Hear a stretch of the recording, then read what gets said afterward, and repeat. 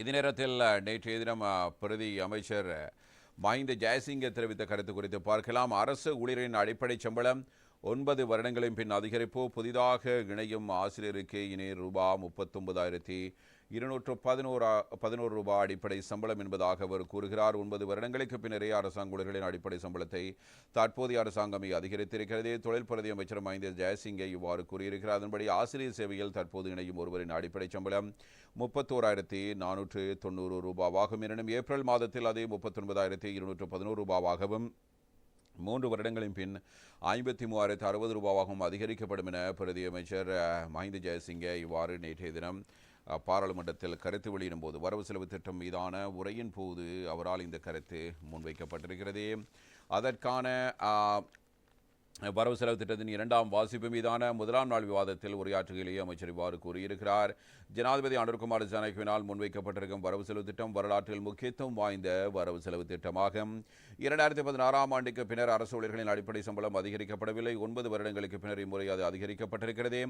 அரசு சேவையில் இணைத்துக் கொள்ளும் PL1 ஒருவருக்கு இதுவரை வழங்கப்பட்டு வந்த அடிப்படை சம்பளமான 24,150 ரூபாய் 15,750 ரூபாவால் அதிகரிக்கப்பட்டு தற்போது 40,000 ரூபாவாக அதிகரிக்கப்பட்டிருக்கிறது.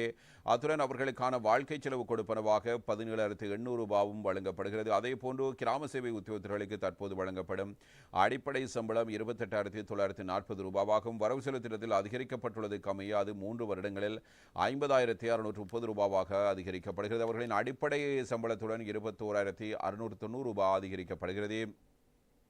அத்துடன் வாழ்க்கை செலவு கொடுப்பனவாக 17,500 ரூபாவும் வழங்கப்படுகிறது. மேலும் புதிதாக இணைந்து கொள்ளும் டாக்டர் ஒருவரின் அடிப்படை சம்பளம் 54,290 ரூபாய். அது இந்த வரவு செலவு திட்டத்தின் மூலம் 91,750 ரூபாவாக அதிகரிக்கப்படுகிறது.